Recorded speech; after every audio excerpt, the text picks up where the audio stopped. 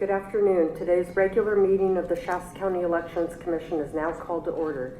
It is Monday, December 16th, and the time is 2 o'clock. The Commission will provide members of the public with a public comment open time period where the public may address the Commission on any item not listed on the agenda that is within the subject matter jurisdiction of this Commission. Members of the public may also comment on any item on the consent calendar or the regular calendar before or during the Commission's consideration of that item.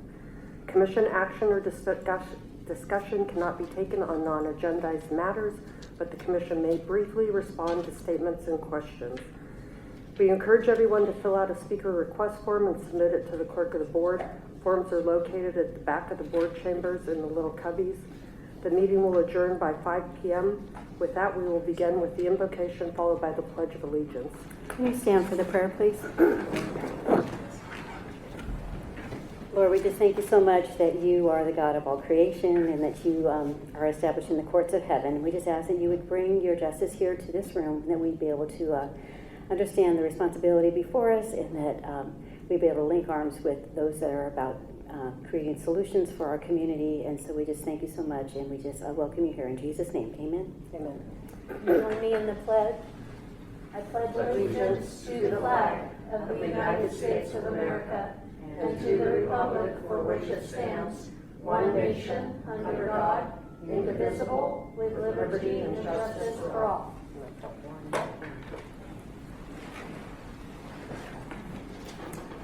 And I don't have any speaker request forms. Are there any speakers? Okay, we have one. That's great.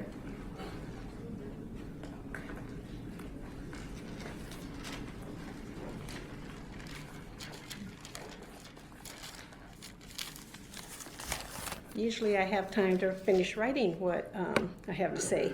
But anyways, I've said it before and I'm saying it again. Half-truths are lies.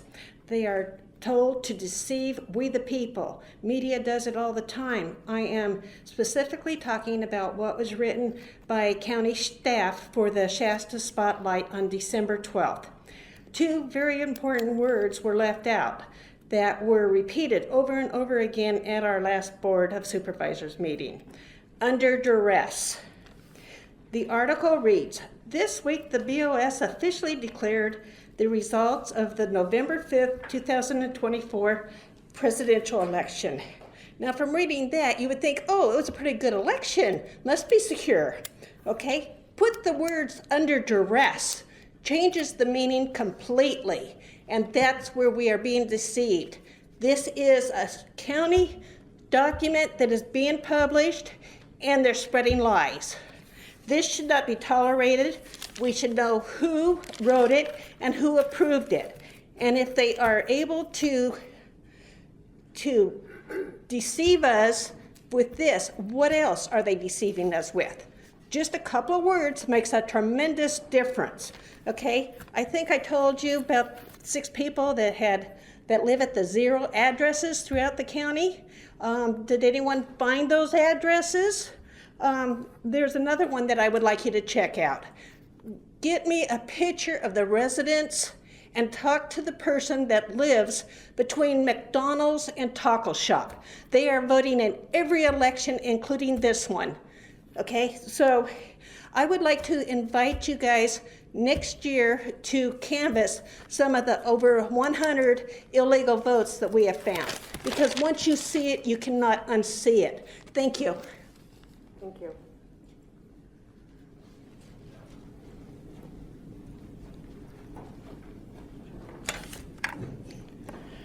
Good afternoon, Chair and Commissioners. Lori Birchford, and I'm offering information here on public comment.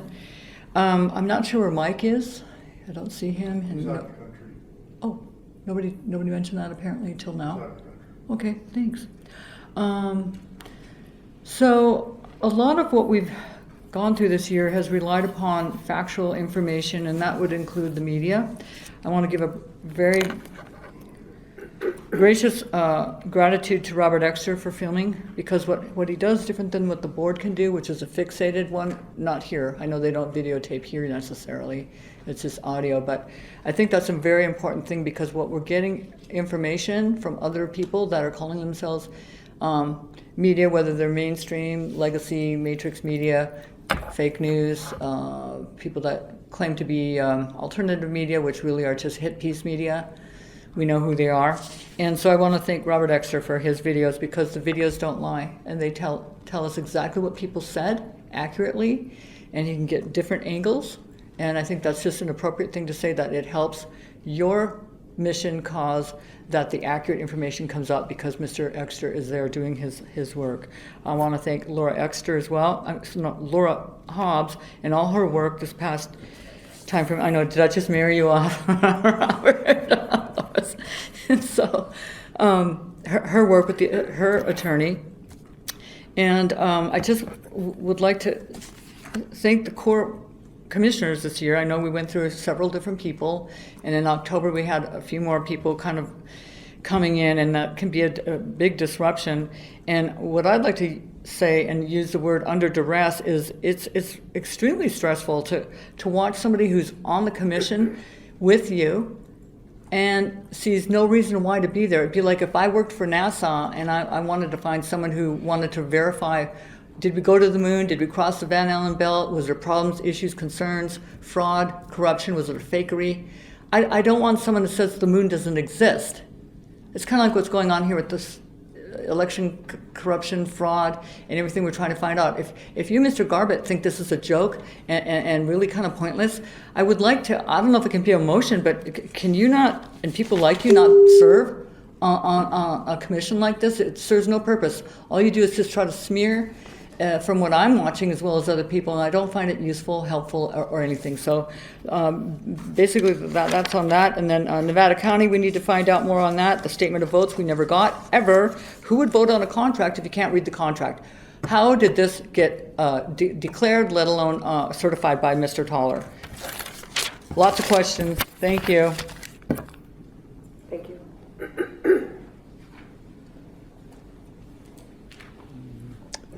Good afternoon, I'm Jim Burnett, and I want to echo what Bev was saying about urging this board to somehow investigate, study the canvassing regarding a lot of addresses that don't have any voters living there, and yet we get ballots from those addresses. That's something that's very concerning, and that can throw off the whole election. And according to the HAVA rules, the federal HAVA rules, something like that can really shipwreck a whole election and call it into question, because they have very, very high standards. And it doesn't take very many instances of bad ballots from non-existent voters to call the whole election into question, which, speaking of that, I call the whole November 5th election into question. I don't believe that simply having the ROV certify it with some kind of a stamp of approval solves anything. It doesn't prove anything. And I want to see evidence, and in fact I have seen evidence myself as an observer that things aren't right. So the fact that it was certified means nothing to me. I dispute that, and I certainly dispute what the board voted on the other day, declaring that, even if it was under duress. That's kind of a step in the right direction, but a full-throated no vote on that would have sent the message, the appropriate message, to Sacramento, because we can't just knuckle under to their weird ideas of what a true and valid election is. Thank you. Thank you. Anyone else for public comment?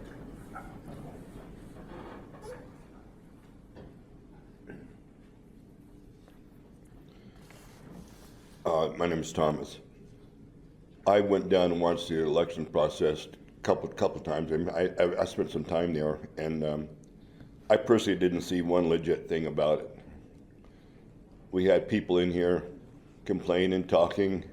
Supervisors went ahead and voted yes with comments about it. But if I'd been on the board, it would have been a flat no. And I guess we can't, as citizens, we can't do anything about it. We have to accept it because Sacramento says we go by Sacramento's rules. Well, we have a federal government also. Mr. Toller, I talked with him a couple times, and basically the main word that I got out of him, he was afraid to go to jail. He actually mentioned it 5 times. I'm afraid of going to jail. So he was afraid of breaking any type of law that the California put on us. I went down and watched they call it hand count. I never seen a ballot. I seen somebody tell me what it was, but I never once seen a ballot. I don't think anyone here has seen a ballot check. We were told. And if they do a hand count, that's going to be the same account they're going to use. That's not legit. I mean, I've seen it. I don't know how many of you guys seen it, and nothing's happening. And I don't know if we spent too much money over there or not, but I haven't seen any progress. I've thought the guy was coming up on our side, but anyway, I guess nothing's going to happen. Our supervisors didn't do anything. So hopefully you guys do something while you can. Thank you.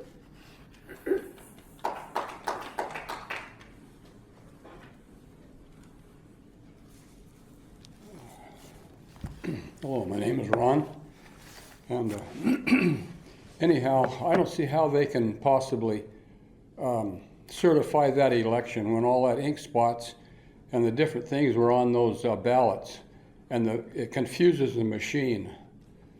So I don't see how Tom Toller can even certify that election. And another thing, he had a meeting there in the ROV office where that chain link or that cast iron or whatever you call it fence is there. Anyhow, he let the media come in on the other side and set their cameras up, which is okay with me. But behind us, and then we sat on the other side of the fence. Anyhow, some lady towards the end asked him a question, and he had the audacity to tell her he was only answering questions to the media. You gotta be kidding me. She had every right to ask her question and have Tom Toller give her a reasonable answer, and he would not do that. He either can't or doesn't understand his job. So he either won't do his job or he can't do it. He needs to be terminated. I've never been on a job where some new guy comes on the job and just gives, won't even answer. I mean, he's going to run the job. I worked in the woods, I've worked in construction, and I've never seen that before in my life. And so I was unable to ask Tom Toller my question because he wouldn't answer the lady's question. So I figured he wasn't going to answer mine. And I wanted to ask him if he was going to allow hand counting, and why was he not letting the people that were observers observe. He wouldn't answer any questions. So as far as I'm concerned, he's abusing his he's abusing his authority by not letting us as citizens ask questions, and we're the ones that pay his luxurious paycheck that he gets every time. Can I keep speaking, or are you going to shut me off? You have 30 seconds. What's that? You have 25 seconds. Okay, so this is where I'm coming from, and so Tom Toller is not taking care of business, and now that now that he is the thing has been certified, what are they going to do with those ballots? Why don't they let the people that are observing come in and recount those ballots to see if it's a correct thing? So anyway, I guess I've been shut off. So anyway, thank you.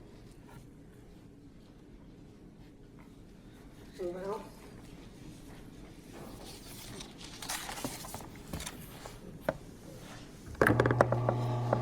Good afternoon. I am here to talk about what we need to have going forward and to try to get you guys on board with that. as our election commissioners. I appreciate all the time that you guys have invested in this commission, and I appreciate you being here today so close to the holidays and spending your time with us. So we have discovered a number of problems. The timestamp issue is huge. It's indicative of not just the change of time, but also of a script running in the background, possible intrusion into the system, as well as perhaps a masking of events that occurred in between the timestamps that we actually know about. So these machines are not trustworthy. They're black boxes. No one can see inside of them. They're controlled. The tabulation is controlled by, electricity and zeros and ones determining what the votes outcomes are. That's not transparent. That's not something the public can see. We need elections that a fifth grader can understand from start to finish. So we need to get rid of the voting machines. And there are things that we can do right now to do that. One of them is a 100% hand count audit, so that any election going forth, we will have a hand count audit to verify that the machines are tabulating correctly. We need to make ordinances saying that any election in which the public do not trust, the Board of Supervisors do not trust, which is not full, true, and correct, as stated on the certificate, should not be declared by the Board of Supervisors or anyone else for that matter. It should not be certified and it should not be declared. There's no reason why our supervisors must put a rubber stamp on something that they know is fraudulent and that they know is false. So that's something I would like you guys to consider adding to future agendas, is recommendations for the board of how they can move forward and continue to represent the people, our freedom, our voice, our very republic. If we cannot choose our representatives and know that our vote was accurately counted, then we're no longer a Republican form of government. We're no longer we're basically just slaves at that point. But lastly, I'd like to leave you with some information. The official tally was that 90,162 votes were cast. However, we only have an accounting for 87,379 votes. That means that 2,783 more votes were counted than people who voted. That's huge. We need to fix this. Thank you. All right, anyone else for public comment? Okay, seeing none. Seeing none, we'll move on to C1. Approve the minutes of the meeting held on November 15th, 2024. Any comments on the minutes? I need to make a correction. Yeah. Under my commissioner report, it says I attended the November 14th Board of Supervisors meeting. I did not attend the meeting. I have not attended any Board of Supervisors meetings since becoming a election commissioner. I listened to it online. Okay. I did not attend. So it should say Commissioner Garba reported well, I don't even know if you... No, I listened, Yeah, not attended. I understand. Did you report at the time that you listened to it? Yes, I reported about the Brown Act violation by Patty Plum, where she spoke on all of our behalfs. So do you have a suggested rewording? Listened. Okay. So Commissioner Garbutt reported he listened to the November 14th, 2024 Board of Supervisors meeting online, and he shared his concerns about public comments provided by fellow commissioners. Correct. Okay. So do we have anything else? Not for me. Okay, do we have a motion? I make a motion to accept the minutes As revised? as revised. And I'll second that motion. Okay, all those in favor? Aye. Aye. And you have that right wording over there? Okay, thanks.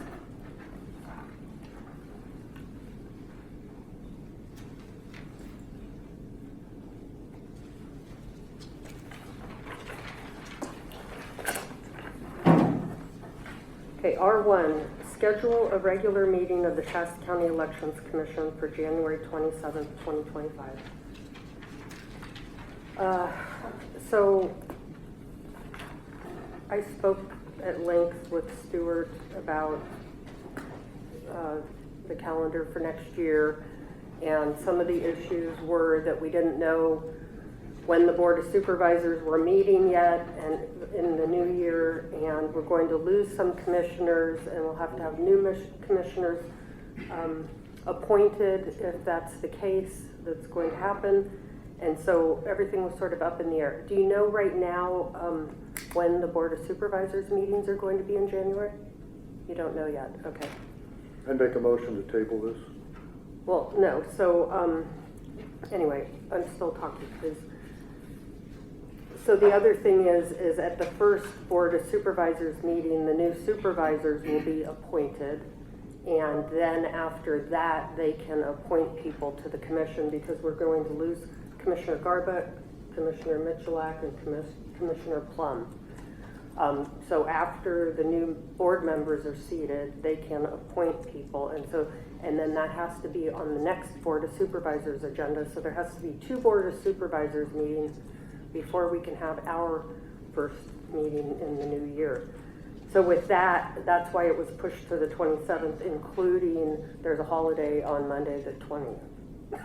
So with all that, and I had originally requested that we have 2 commission meetings in January and then go to 1 meeting a month, but start at 1 instead.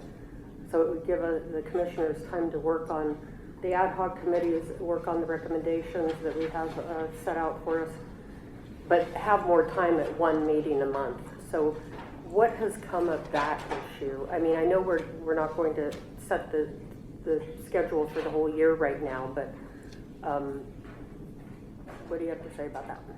So Commissioner Plum, Commissioner Stuart Butel, Deputy County Executive Officer. So we have I'll say a draft calendar for the commission prepared for next year. Obviously, we can't really consider that until we have new commissioners appointed next year. I fully anticipate that when the commission meets during their first meeting, which I anticipate, if there's a motion and it passes, will be on January 27th. The commission will be considering that calendar at that time. I don't think it's necessarily unreasonable for the commission to start at 1 o'clock, but I'd say once we have that calendar adopted, I'll work with my staff and county council to confirm that that's a realistic start time. Okay. Alrighty, so we have a motion. Do we have a second on that motion? Commissioner Garbutt made a motion. Do we have a second on that? Okay, seeing none, do we have any other motions? I just had a question about the new Board of Supervisors and when they are sworn in. Have they already taken their oath of office? Does that happen when they're seated? Or what's the timeline? Is it the same time?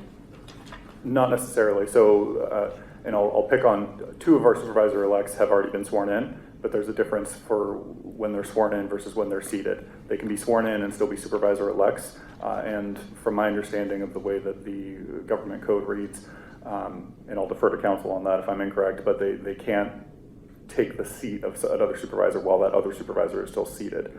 So I believe it's the first Monday in January at noon or something to that effect, where those supervisors or those supervisor-elects are technically seated as supervisors. So we're in this weird kind of between time where we know the results of the election and we have the supervisor-elects, but they are not seated as supervisors yet. Okay. Does that answer your question? It does, and I just wanted to connect it to, is it clear that this next Thursday at 5:30 is the last Board of Supervisor meeting for our current Board of Supervisor? Correct. Jones, okay. Mm-hmm. So there's kind of a window there. Well, yeah. so there's a window there, except we have agendas to publish, and there are timelines associated with that. And I mean, I suppose there could be a special meeting, which only requires 24-hour notice. Very good. But broadly, as the schedule sits currently, Right. the last meeting of the Board of Supervisors is on December 19th, starting at 5:30 p.m. this week.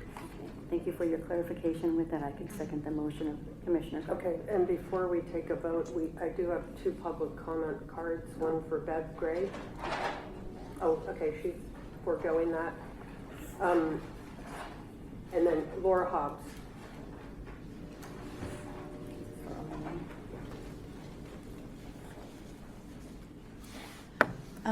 Yes, I would like to say we need to have 2 meetings in January. Right now, we have basically a crisis of confidence. Nobody trusts the election results. We have a lot of outstanding questions that need to be answered. And I know that there's some question about who's going to be remaining, but nevertheless, regardless of who it is, I think you can still hold a meeting. And I would recommend that you have one in the middle of January and then one at the end of January. Yeah, yeah. Yeah. I'm going to just speak to this really quickly. The problem is that once the new board members are seated, the commissioners that had been appointed by previous board members are no longer on the commission. So as of January 6th, they won't, 3 of these people won't be on the commission, so we won't have a quorum, and we won't have a quorum until the Board of Supervisors get seated and they have a second meeting to approve their appointments. Uh-huh. And I did speak with staff, and you know, if it worked out, but we're not going to know for 2 or 3 weeks or whatever. If it worked out, we can call a special meeting, and that's, you know, in the back of my mind. But right now, there's too many things up in the air about it.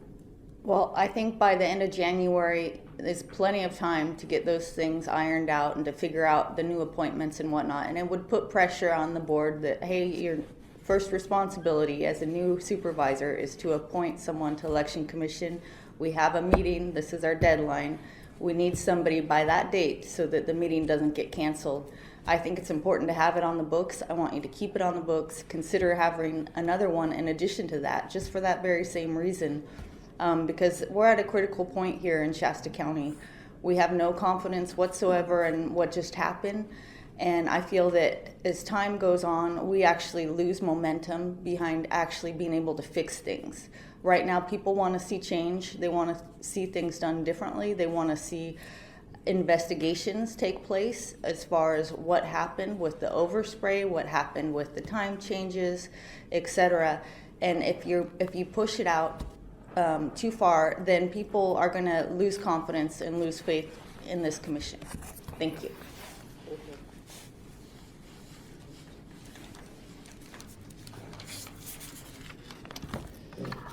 Yeah, I'm kind of on the same point with if we wait until January 27th, we are losing a lot of momentum. Anything can happen.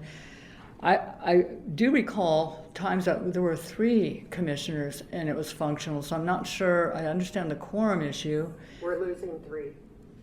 3. So it's not possible for the incoming Corky Harmon to appoint another or keep somebody? I really don't want to rehash Okay. this, but I'll say it again. They get seated, or they get officially appointed on January 6th. If they have a meeting on January 7th, they're officially seated, or they're seated on the 6th, whatever. Their first meeting is on the 7th, theoretically will be on the 7th. And then they have to have another meeting because they have to appoint people, and then they have to put it on the agenda for the board to vote on. Staff is saying they don't know the exact dates yet of the meetings in January for the Board of Supervisors. So it's all up in the air. Yeah. Okay. It's very critical on the whole time thing. January 20th, which is a Monday Holiday. Correct, I got that. So there's no other option to make a different date as an exception? There is, Okay. but we won't know if That's that will work. kind of where I'm hoping we go, because this is just we're gonna lose so much momentum and people don't have a lot of focus sometimes. And we're dealing with a lot of issues, and I don't know if the Board of Supervisors can make a special meeting and address all of these election things and ROV and Joanna and a lot of things. That's kind of where I'm at. It's only we're still in mid-December, so I kind of don't like to see delays. Thank you. Yeah, for the record, I have the same concerns, and I've had the same conversations with staff, and, we're just gonna have to wait and see how it plays out, unfortunately. So we have a motion and a second. Could we take a roll call vote on that, please? Type of questions. Yep. Which motion are we looking at? Did we make a motion to Justin's? I thought one of you made a motion. No, okay, so nobody seconded Brad's motion, right? And then didn't you make another motion? No, Brad, what was your motion? To table it until we got a quorum. Yeah. You seconded his motion? I want to retract that. Yeah. Well, I'm just asking. Yeah. I mean, we could vote on it. It's fine. No, because I don't want to limit us in what we can and can't do between now and the 27th. So, yeah, I'd like to retract that because I want to give opportunity for us to be able to schedule another emergency meeting if needed. I'm messing it up, but that's what I want to do. I want to stir it up a little bit. Commissioner Plum, could I suggest you make a substitute motion? I can do that. I will make a substitute motion, not to limit our ability of scheduling another appointment as needed based on who is available to appoint. So I don't want to table this until we have a quorum. Madam Chairman, if we could just get a motion on the date of your first meeting, and Understood. then that doesn't limit the ability to have a special meeting. Understood. Okay, so yes, you can make a motion if you'd like. I'm going to make a motion to schedule a regular meeting of the Shasta County Elections Commission for January 27th, 2025. I have a second on that. I'll second it. All right, take a roll call vote on that, please. Commissioner Garbutt? No. Commissioner Hanson? Yes. Commissioner Lund? Yes. Commissioner Plum? Yes. Motion carries. Moving on to R2, consider assigning 2 or fewer commissioners to research the Secretary of State's voting system standards as it relates to Shasta County Hart Intercivic Verity voting system audit logs and draft recommendations for commission consideration to send to the Board of Supervisors at a later date. And I have 2 public comment cards. Bev?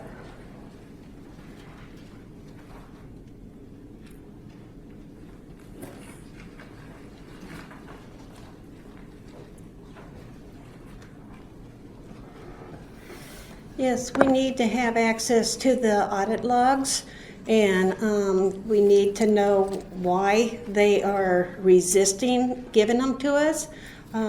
Usually the only reason why you want to resist is you have something to hide, and that became real apparent during the last primary election.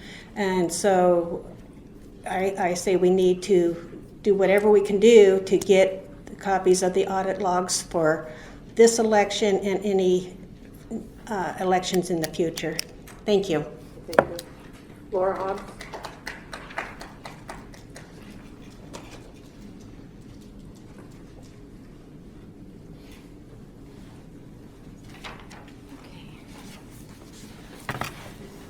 Good afternoon.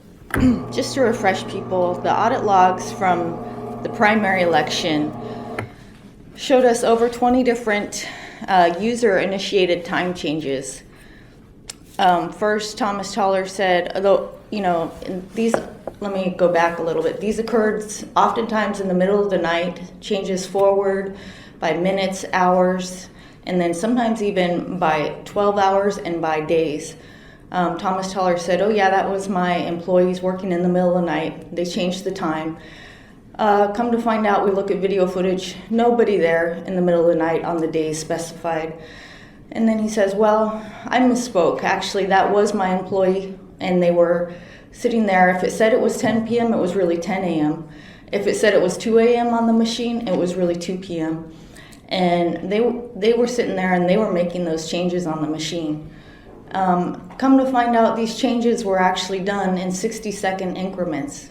Humans don't work in 60-second increments. This was clearly a machine operating, a script operating in the background, an intrusion into our machines humans, even if they wanted to do something in a 60-second increment, chances are they would do it at 59 seconds or 61 seconds.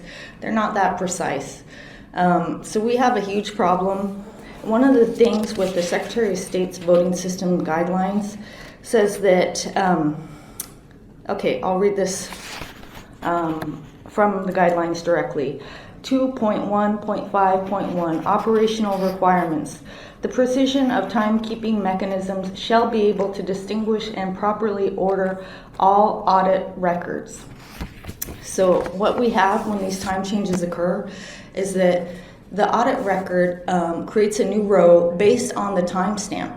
Well, the timestamp is created by the person who does the time change or the script that's running in the background that does its time change. So therefore, you lose the sequential ordering of events. So what's happening here is a violation of the Secretary of State's own voting system guidelines. I believe this is a serious issue, and the reason why I believe that is because we have heard nothing from Hart Intercivic about this. If it was simply a human error or just a little oopsie technical detail, we would have heard back immediately from Hart Intercivic about why what we were saying had no grounds, no basis in truth or reality. Instead, they have very cautiously decided to guard every single word they speak, and they have refused on 2 occasions to come speak before the board on this issue. They were invited twice, and both times they declined. First time they claimed it was a scheduling, and the last time I don't even know what their excuse was. But we need to fix this and fix this now. Thank you. Could you please tell me that section of that document again that you rattled off? Yeah, it's 2.1.5. 2.1.5.1. And that's the operational requirements of the Secretary of State voting system guidelines. Thank you. Thank you. Any other public comment on R2?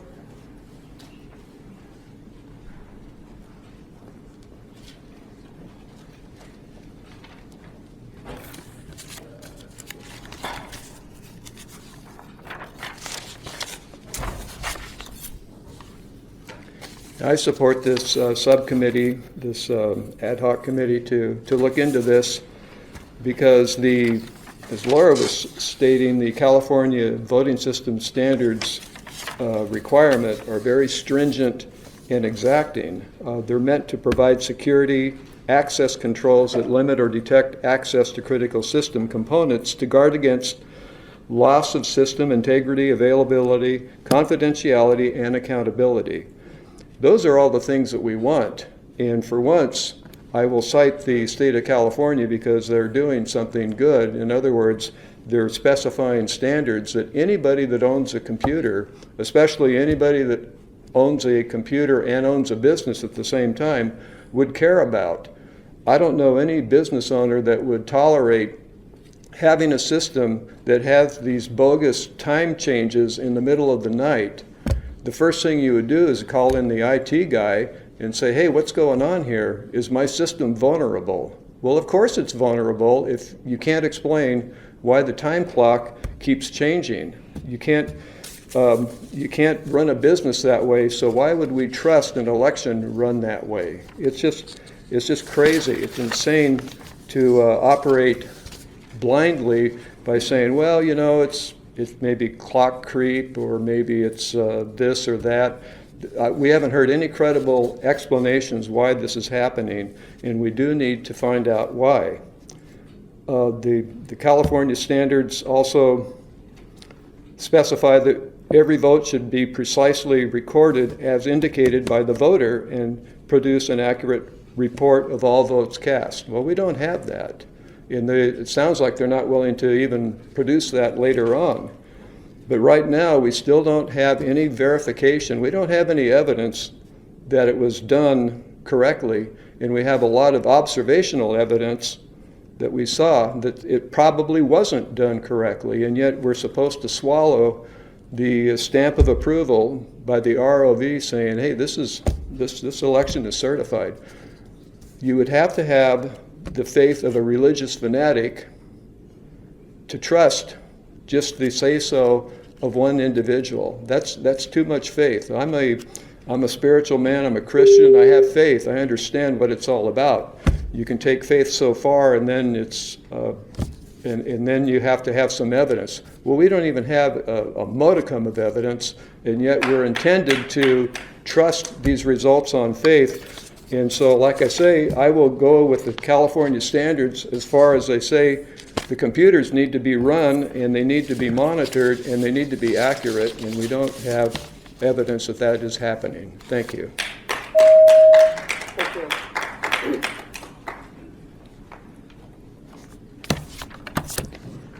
Okay, regarding R2, the audit log, and Hart Intercivic, I'm concerned that if I understand this correctly, we bought this system so we wouldn't waste money by leasing, and then they bring in this fix-it equipment, printers and whatnot, because of the duplication overspray ink problem. So if this ad hoc I think committee... we're off topic, yeah. Well, I'm saying that because this is asking for 2 or fewer commissioners to be on this committee. If there's a way to kind It's of... just comparing the standards to the audit, or comparing the standards to the Hart Intercivic audit logs. What the standards, anyway. I don't want to go back and forth here, but if you don't have something specific to say about this, then I'm going to ask you to. Well, I'm just saying, we absolutely do need a committee to look at all of this, and there's more than just what's listed here in R2, because when you have something happen and it goes wrong, it leads to another thing, and then it's called a cluster. So it's really hard to sometimes just address one tiny minutia of something when it's really a giant bomb. Thank you.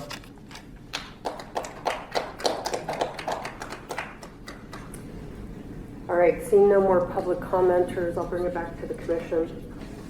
I'd just like to say that in working with staff and working on agendizing matters and wording of matters such as this, it needs to be specific enough per the Brown Act so that the public can know exactly what is being discussed.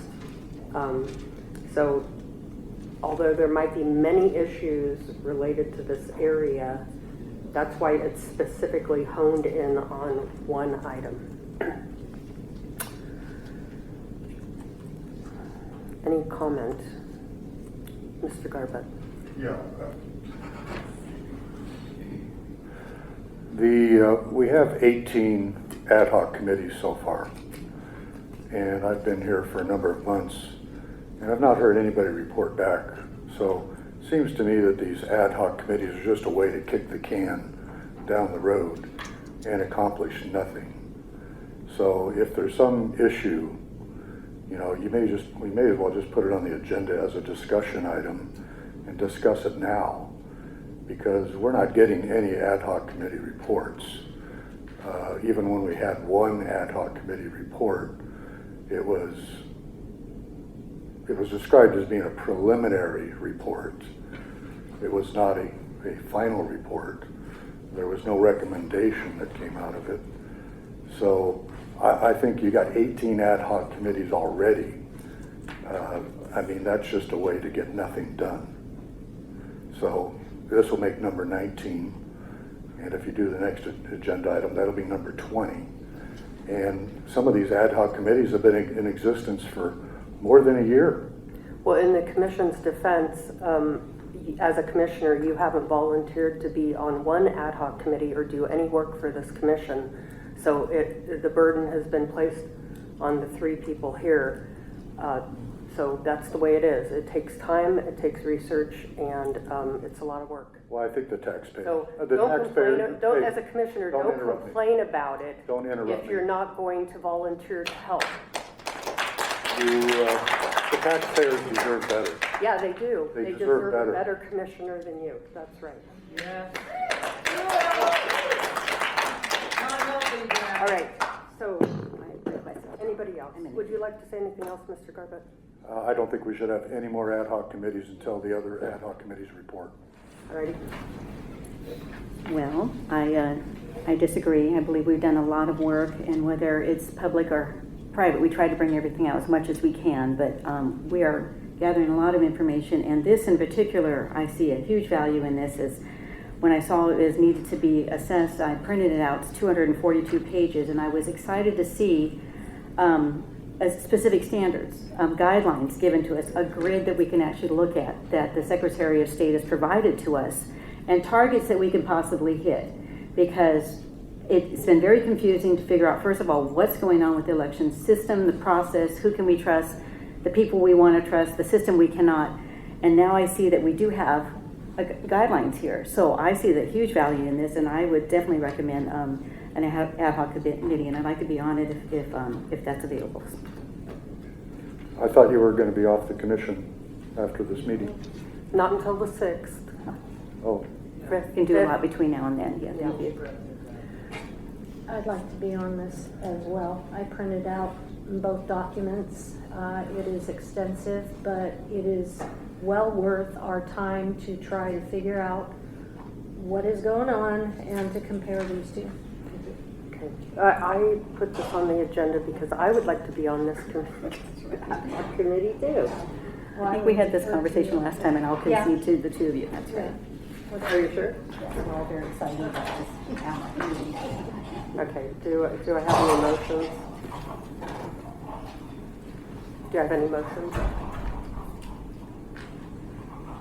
I'll make a motion to appoint two or fewer commissioners to research the Secretary of State's voting system standards as it relates to Shasta County's HARC intercivic Verity voting system, audit logs, and draft recommendations to the commission, considering to send to the Board of Supervisors at a later date. But we can do that You today. need to state who is going to be on. And that Commissioner Hanson and Chair Lund would be on this ad hoc committee. Do I have a second? I second it. Okay, could we take a roll call vote, please? Commissioner Garbett, no. Commissioner Hanson, Yes. Commissioner Lund, Yes. Commissioner Plum. Yes. Okay, motion carries. Moving on to R3.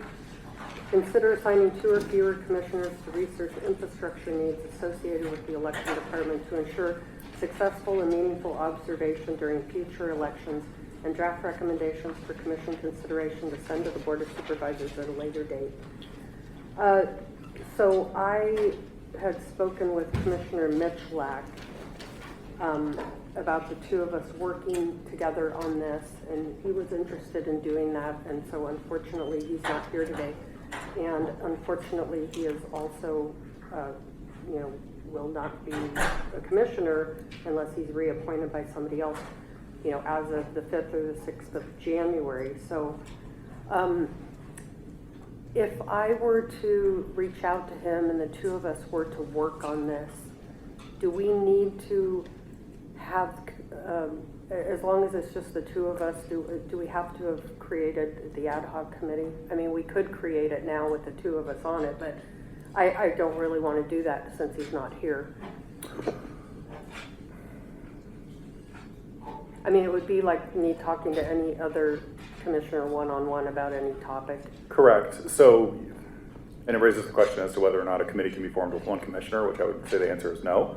In which case, it's something that you could just look into And consult with him. Yeah. While he's a commissioner, but then also when he's no longer a commissioner, you could continue to consult with him. And then you, as a ongoing commissioner, could bring it back as a recommendation to the commission for consideration at a later date. Yeah. So I think we can bridge that gap. Okay, all right. Yeah, so that's the way I'd like to handle this one. I don't know if anybody... We could also, just as a formality to handle this item, we could also table it in the form of a motion if that would be preferred, and then of course you can move forward however you'd like. Yeah. Okay. Yeah, I'd like to try to get a jump start on it in case he's not going to be on the commission anymore. But I imagine I can consult with him afterward anyway. Did you have something you wanted to say? Yes. Well, it says two or fewer. Yeah. So I would guess that it would mean that you could work on it on your own too if he wasn't a part of it. Well, yeah, any of us can work on anything we want on our own. Yeah. I mean, you could even work on this on your own. Okay. Alrighty, so I'd suggest that we just table this issue for now. I'll second that. I'm not sure we have to take a vote on that. We don't need to take a vote on that, do we? Just to take. Okay. All those in favor? Aye. Aye. Motion carries. Okay, receive. I'm sorry. Public comment? Oh, I'm sorry. Yes, I have 2 cards. Bev. I apologize. I didn't see those come over.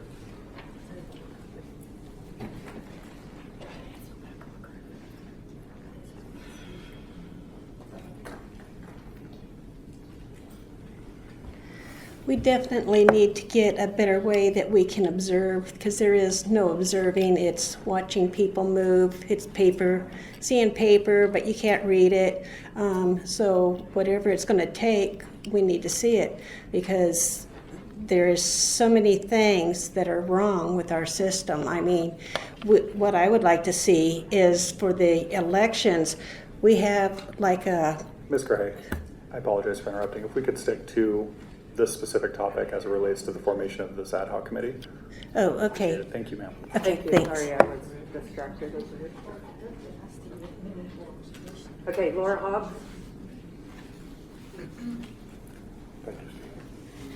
Okay, good afternoon, commissioners. So this agenda item has to do with meaningful observation during future elections and to have infrastructure needs met so that we can meet those meaningful observation needs. However, I'm going to argue that it's not about the size or the room or the space. If they wanted to, they could use the first floor and have completely open and meaningful observation. They do not want us to have meaningful observation. This was set in place by Kathy Allen. She was at the SEER Summit in 2023. She said that she was going to do a deep dive with the Secretary of State into observation laws. So it was their plan and intention all along to limit observation. They're using this as an excuse, saying we don't have the right space, the right size. In Nevada County, they had the same exact space constraints in the same exact overspray, the same exact run-back system.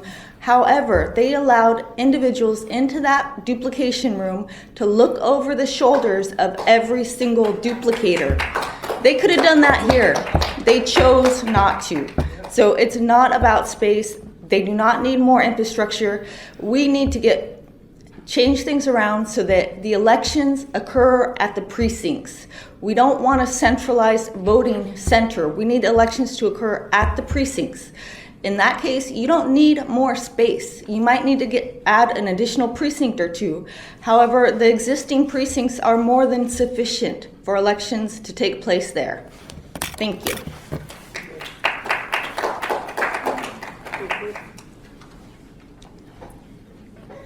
Hi, speaking as an observer for dozens of hours in just this election, the infrastructure of the ROV office where they're processing the ballots for 60 plus days is abhorrent. They're intentionally making areas behind of the most sensitive areas. I've witnessed ballots being written on with black pens behind the printing machines in the duplication area where there's just one person working independently. There are stacks of, they potentially put stacks and a whole bunch of shelves in this area where one person is surrounded by thousands of ballots and with black pens all around writing. There's a logbook, but when I jumped up and down, I saw them writing on the ballot. But that's just one area, but that's a huge area.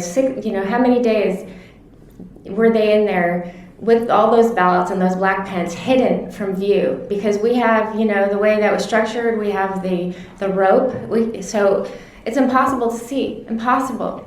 And every room, every area, they made it very, very difficult to see. Even when they were in the break room, they put the work done behind view. So unless we go over this rope and look, go in the room, why couldn't they at least have it in view of observers? Why are they working to the left of the break room where you can't see. I mean, you can even 30, 20 feet, 10 feet, 50 feet. That's not, you can't see what's going on, and they're using that. They're just setting it up so that we cannot see as observers, that we can't have meaningful observation. They close the door to those rooms where we can't hear them.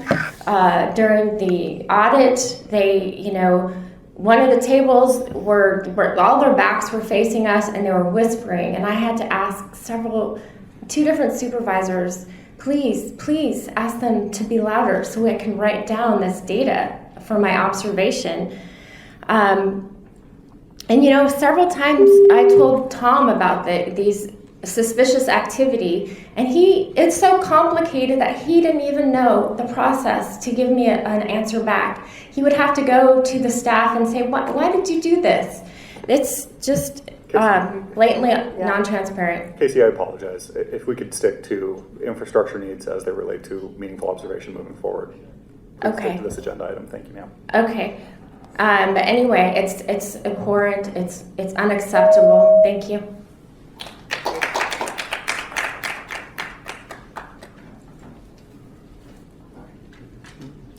Hello again.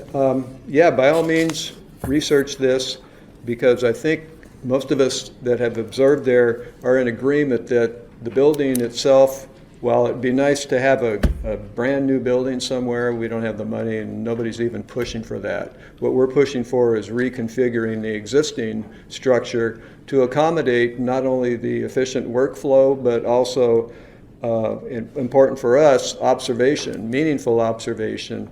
And a lot of people have already said the first floor could be reconfigured to where you could have that meaningful observation and do 100% hand count. Yes, I'm beating that drum right now too. But the fact is we have adequate floor space to do everything we need.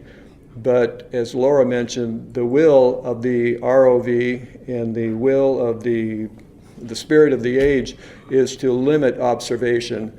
And I won't go into why that might be happening, but it certainly is. They're doing everything they can to impede it so as to discourage meaningful observation, so as to get us out of their hair.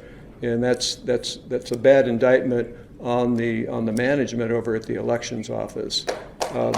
It's our right to observe. It's our civic duty, it's our right, and it's our privilege. All of that rolled into one, but it's a right. So it has to be afforded us. And they don't want to do that because I would say there's a lot of stuff that they want to hide. And not just here, but all over the place. So yeah, please do the research, find out, maybe do some plans, and see how that could be reconfigured to accommodate meaningful observation of every process. Thank you. Thank you.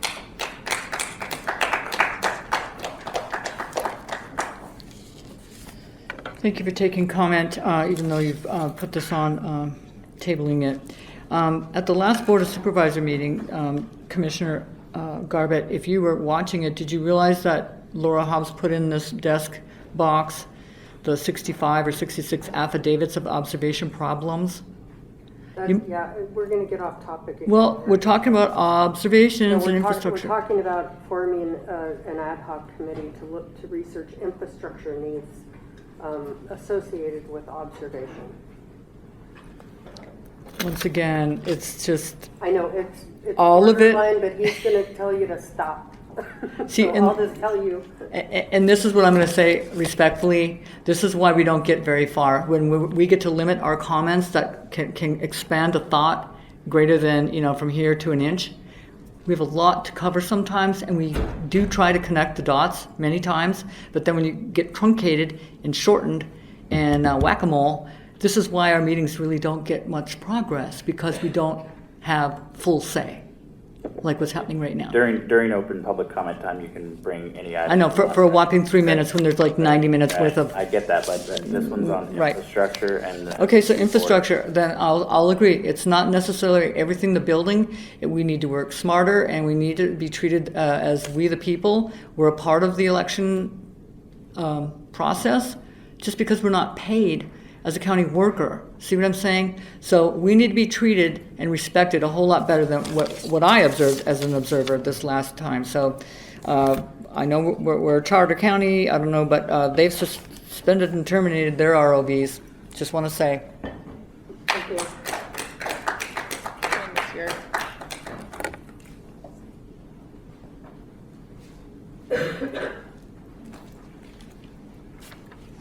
Okay, I'll probably sound like a broken record again, but this is not letting the people observe and standing in the way and just being jerks. I could say something else, but you might not like my Navy attitude. But this is nothing more than, I mean, men and women have fought and died for the rights that we have. Sir, I'm sorry, but you gotta be on topic here. Okay, I'll get back on topic. Okay. But anyhow, I as a veteran, I don't know if you've ever been in the military or not, Bub, but I as a veteran am insulted. It's like spitting in my face and going out on the military. Okay, but anyway, welcome to socialism. Welcome to Marxism. Sir? Welcome to, it's okay. Do you have anything to say? I'm going to say something. You can throw me out if you want. But anyhow, I'd like to give you an opportunity. Do you have anything to say about the infrastructure needs related to observation? yeah, they don't allow us to have that. They're stepping on our constitutional rights. We have it on the agenda. So this is, Thank you. this is bull crap. And you guys are a part of the bullshit. Hello, Commissioners. I'm Patrick Jones. So the timing is really good on this. I do think an ad hoc committee would be very good. The county is in some initial discussions about what to use the old courthouse for. And I would agree with Dr. Hobbs that it isn't so much that the current location wouldn't fully work for full observation or meaningful observation. However, we do lease that building and we have an opportunity with the building next door. Now, those decisions will be made next year by a different board. And so I encourage this commission to stay close with our CEO, stay close with the chair, whoever that is next year, and see about using a part of the old courthouse for the new elections department. One, it could be designed with new eyes, and two, it will save the county some money since we already own this existing building. These are all in initial talks, and it will be up to the future of the next board. So the timing is good. I would stay close to the next chair and to the CEO and see if we can make that happen. Thank you. Thank you.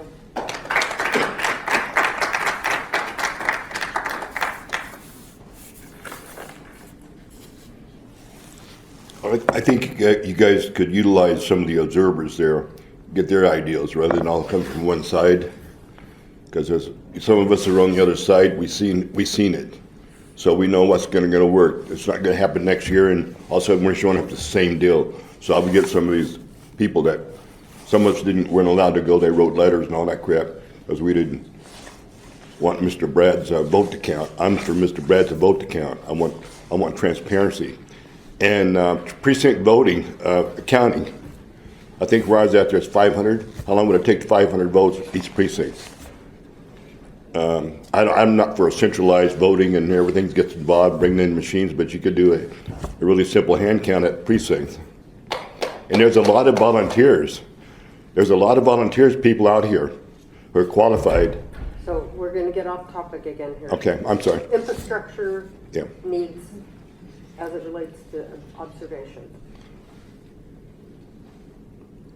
Okay. I personally feel that everything I said was built around making it better. Okay. But if some people can't understand it, I understand that. But anyway, precinct voting, that's sort of like saving money, getting average guys involved who's worried about, who's really concerned about transparency, don't have a system. I don't think the people there's a lot of hard work in there, but they're just doing what they're told. Mr. Hildebrand? Yes, sir. If we could stick to infrastructure needs as it relates to observations, please, sir. Oh, no problem. It's sometimes you guys don't, it's like going over to trying to vote or observe. It gets to be one-sided. So I don't know if you can understand that or not, but that's my opinion. Yeah, that's like going to vote. And again, this is back to trying to help. We're trying to help. And if the people don't understand we're trying to help, so basically precinct voting, and we don't need to spend a lot of money. There's other people, but I think a lot of money was spent on this election, and a lot of people made money on overtime.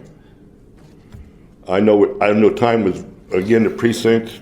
Okay, but anyway. This is only related to the physical infrastructure for observation. It's a physical infrastructure. He's speaking about financials of the election. I'm sorry about what. Well, it's my money. It's my money. All right. Yeah, part of my money. I know I'm not wealthy, but I'd like to be able. I'd like the city or county to be proud of their voting system. I don't see a lot of pride in our voting system. Thank you, sir.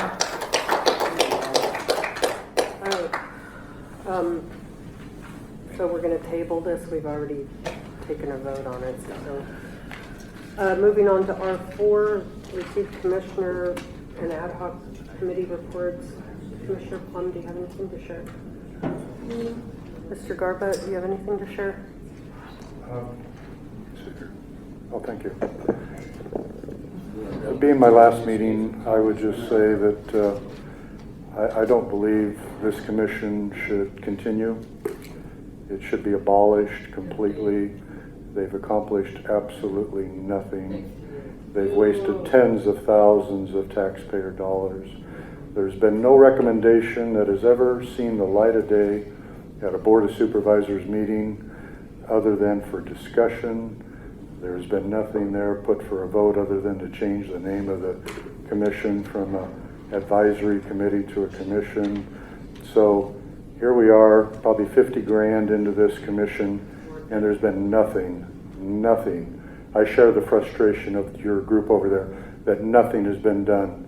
And you're right, nothing has been done. Absolutely nothing. And it's a waste of money.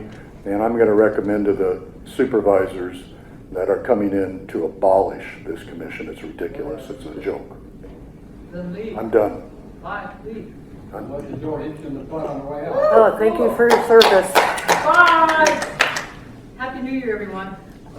I'm assuming you got the TV crew here. I'm assuming you got the TV crew here to tape all that, so it'll be on the news tonight. That's wonderful. Never helped the situation. Unbelievable. Okay. You're a plant. How about you, Commissioner Hanson? I don't know how I can top that. Anyway, I printed out the documents that we were just discussing, a lot of pages and a lot of research. I have been working on my ad hoc committees and am in the thick of it to try to help our county to come to some determining factors. So, boy, that was fun. Sorry.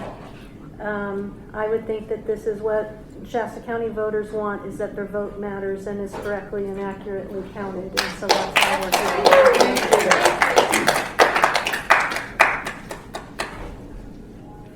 Yeah.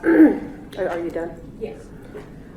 Oh, anyway, I just have to say, I can't believe that he got the news here just to tape that rant so it can be on the news tonight. It's very disconcerting. He's a quitter. And frustrating and biased. Anyway, go ahead, please. I just recommend that we stay focused and with the path forward that I believe that we have. There is a path forward. We know there's a lot of problems. We've heard that. And the ad hoc committees that we have committed time to have been very valuable in discovery and finding out our status, and that we need a structure to go forward with. And so one of the things that we were researching was about the election judges, and we did a lot of understanding to the value of them at the time and how they can maybe be valued now. The thing that I see is that there is a need to provide the people with a platform where they can volunteer, be unpaid volunteers, and be able to accomplish what we need to accomplish to provide a transparent, secure, and legitimate election. That's the goal, and that's our target. And so that's what we need to keep focusing forward. And the ad hoc committees that we have been working on, I believe, address those in various forms. So I just say focus forward to the goal. I believe we all want the same thing. We might be coming at it at different angles, but the value what we carry is significant, and so I'm really thankful to be a part of this. Thank you. This wasn't mentioned by Commissioner Hanson, so I'll mention it. Her and Commissioner Plum had been working on a recommendation concerning election judges, and that was brought forth originally here in open session, and it wasn't supported by county council, and so they were going to go back to the drawing board and revise it after some discussion we had here. I haven't seen the latest version, but I understand that county council was not in support of the latest version, and supposedly there were some conversations that were had with couple of the supervisors and the chair of the board that they don't want anything brought forward in the commission meetings that isn't supported by county council.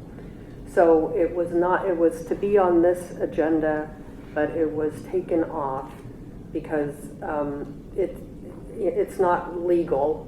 The logic isn't legal. There can't be, the Board of Supervisors has no jurisdiction over what was being proposed, and also the ROV doesn't have any jurisdiction over what was being proposed because there's already, we had originally discussed in an open session about revising it to be more like observers that could see things that the public observers couldn't see, but there's already regulations that regulate observation and what observers can and can't do. So it wasn't panning out, and county council didn't support it, so it wasn't brought back. And I just wanted to let the public know that, so that you know that it has been being worked on and that we're not going to be doing anything with it at this time.